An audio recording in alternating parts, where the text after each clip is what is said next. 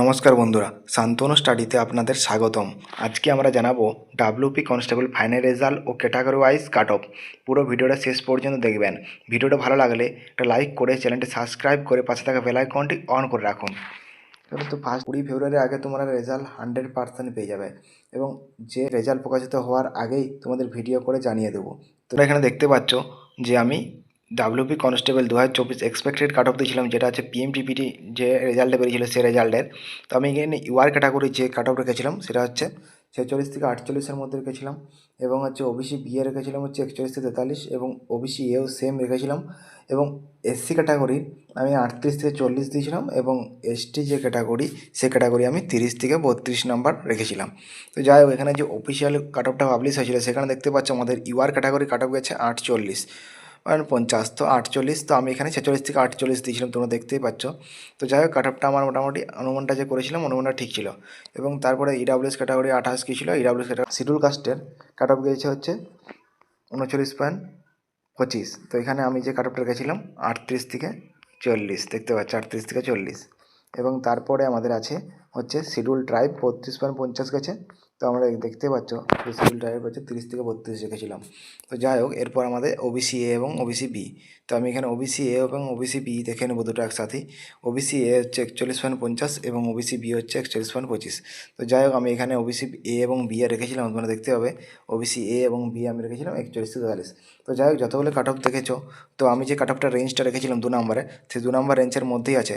তো আশা করব যে আমি যে কাট অফটা ফাইনাল কাট অফটা রেখেছি এই রেঞ্জের মধ্যেই থাকবে। তো যদি ভিডিওটা ভালো লাগে থাকে এবং কাট অফটা যদি ভালো লাগে থাকে দেখে, তো বন্ধুদের মাঝে শেয়ার করে দিব। চলো কাট অফটা আমি তোমাদের দেখাচ্ছি, ফাইনাল কাট অফটা কীরকম কী যেতে পারে। ডাব্লিউপি কনস্টেবলের এক্সাম কোয়ালিফাই ক্যান্ডিডেট ছিল 60,000। 60,000 পিএমটিপিটিতে রাখ পেয়েছিল এবং 60,000-এর মধ্যে ধরে রাখো 22,000 ছেলে আছে, তোমার হচ্ছে ছেলে মেয়ে মিলিয়ে 22,000-এর মতন আছে যারা ইন্টারভিউতে পার্টিসিপেট করেছে। এবং হচ্ছে ফাইনাল যে কাট অফ মার্কস, সে কাট অফ মার্কসটা তোমাদের সামনে আমি আলোচনা করেছি। এবং এখানে দেখতে পাচ্ছ যারা হচ্ছে ইউআর ক্যাটাগরি আছে, ইউআর ক্যাটাগরির তোমার হচ্ছে 48.50 কাট অফ গেছে হচ্ছে তোমার পিএমটিপিটিতে এবং হচ্ছে পিএমটিপিতে গেছে। এবং তারপরে তোমার 10 নাম্বার ইন্টারভিউটা গড় মার্কস আমি 10 ধরে নিচ্ছি। তারপর তোমার হচ্ছে ইন্টারভিউ 10 পাওয়ার পরে সে 58.5 পৌঁছে গেছে এবং ফাইনাল যে কাট অফটা মার্কসটা রেখেছি আমি 62 থেকে 64। এই মার্কসটা যারাই পেয়ে যাবে তাদের 100% সিলেকশন ইউআরে হয়ে যাবে। এবং ওবিসি এ হচ্ছে 41.25 রেখেছি এবং হচ্ছে 51.25 10 নাম্বার যদি সে পেয়ে যায় হচ্ছে ইন্টারভিউ হচ্ছে যেটা এভারেজ মার্কস, তারপরে 58 থেকে 60।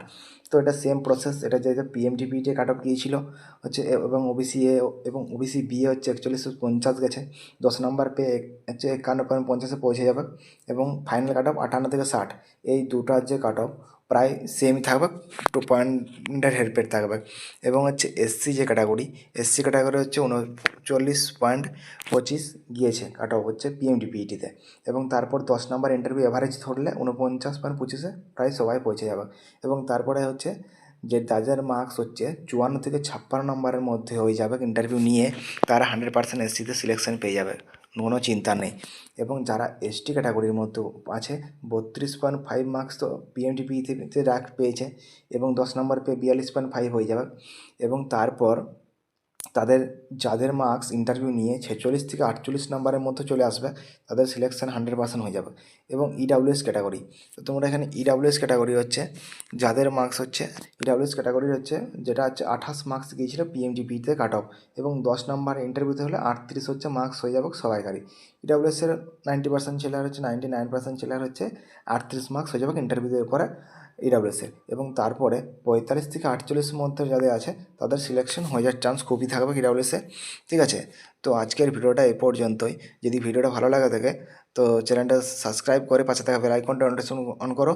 চলো, থ্যাঙ্কস ফর ওয়াচিং, দেখা হচ্ছে কোনো পরবর্তী আপডেট নিয়ে।